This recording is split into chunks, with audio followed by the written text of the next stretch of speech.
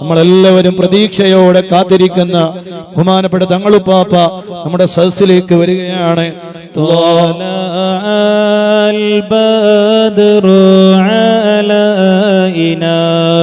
من ثنيات الوداع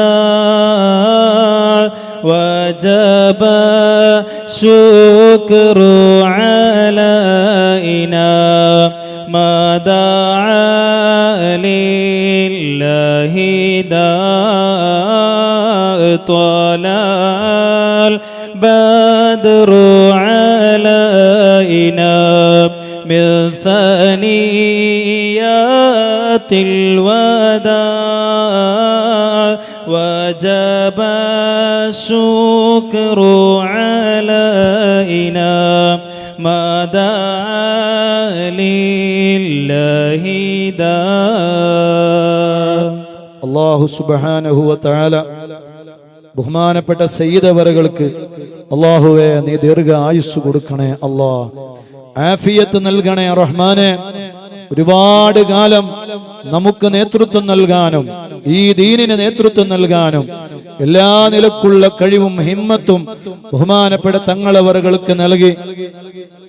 അല്ലാഹുവേ എല്ലാ നിലക്കുമുള്ള റാഹത്തും സന്തോഷവും നൽകി ഞങ്ങളെ നീ അനുഗ്രഹിക്കണേ അല്ലാഹ്. ഇനി ഞാൻ നീട്ടിക്കൊണ്ടുപോകുന്നത് ശരിയല്ല. അൽഹംദുലില്ലാഹ്, പരിശുദ്ധമായ ഖുർആൻ ഓതി, ദിക്ർ ചൊല്ലി, സ്വലാത്ത് ചൊല്ലി, ഹദ്ദാദ് ചൊല്ലി, അസ്മാഉൽ ഹുസ്ന ചൊല്ലി, അല്ലാഹുവിന്റെ മഹത്തായ അനുഗ്രഹത്താൽ ഈ പവിത്രമായ ശഅബാനിലെ പുണ്യമേറിയ രാവിൽ ബഹുമാനപ്പെട്ട സയ്യിദ് അവറുകളുടെ നേതൃത്വത്തിൽ നമ്മൾ അല്ലാഹുവിലേക്ക് കൈകൾ ഉയർത്തുകയാണ്. മഹാനായ ശൈഖുന കുണ്ടൂർ ഉസ്താദിനെ പോലെയുള്ള വലിയ മഹാന്മാർ നിത്യസന്ദർശകരായി അവരുടെ അടുക്കലേക്ക് വരുന്ന വിഷയങ്ങളെല്ലാം ഇങ്ങോട്ട് പറഞ്ഞയച്ച് അങ്ങനെ വലിയ കറാമത്തുകളും സുഹൃത്ത് പറ്റ വലിയ മഹാനാണ് ഈ വിശുദ്ധമായ ഹദ്റത്തിൽ വിശ്രമിക്കുന്ന മഹാൻ. അള്ളാഹു അവരുടെ മദതും അവരുടെ സഹായവും അവരുടെ പൊരുത്തവുമെല്ലാം അള്ളാഹു നമുക്ക് നൽകട്ടെ.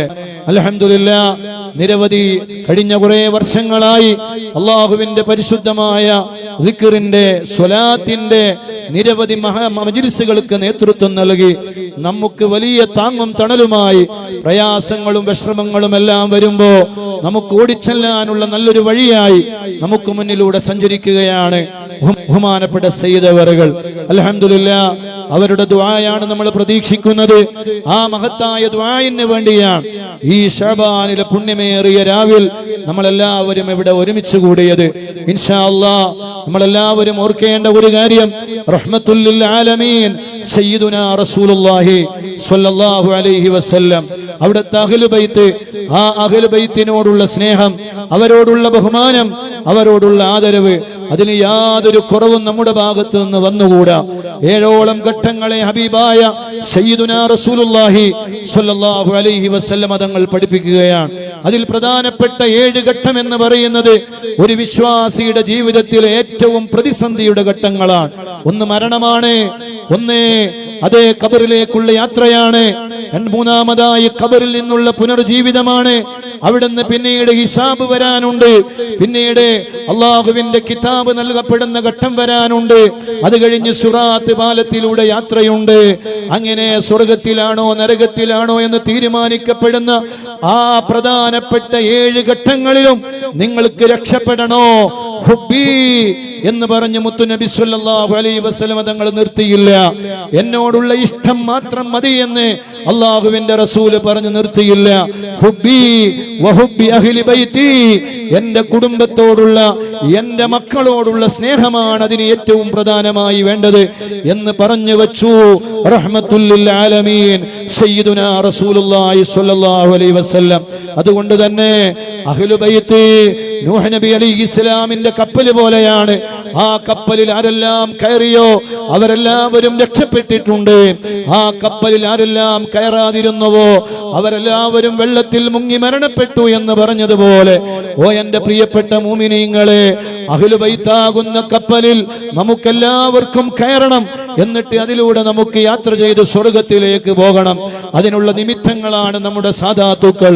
ആ സ്നേഹവും ആ ബഹുമാനവും ആദരവും മരണം വരെ നമ്മുടെ ജീവിതത്തിൽ ഉണ്ടാകണം. അതിന് ഒരു ചെറിയ കോട്ടം പോലും സംഭവിച്ചുകൂടാ.